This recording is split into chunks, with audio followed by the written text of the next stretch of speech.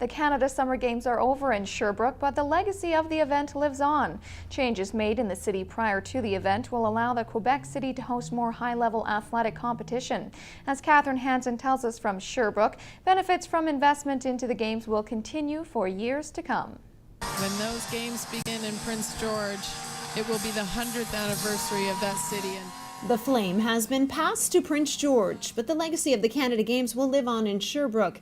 It's part of the Canada Games mandate to leave behind an investment in the hosting community. There's so much that you can leverage out of an event like the Canada Games. I mean, it is what we call unity through sport, and it's important to think about the legacies before you get into something like this. To host the Games in Sherbrooke, $20 million of capital improvements were made to the pool, the soccer stadium and tennis center. Along with that comes new athletic equipment at many of the venues and a $1 million fund for young athletes in the area. Economic impact is before, during and after.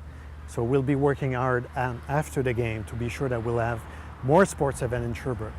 For Prince George, building the legacy of the Games has already begun. The main capital infrastructure, the structural piece of what is going to be legacy is going to be around the Kin Center and that improvement. That's the main amount of dollars being spent. So you have that facility, but then you also have what's happening out at Otway, where there's a number of improvements, capital improvements happening, so that they will be able to host major competitions in either biathlon or Nordic skiing. You have improvements happening at Tabor.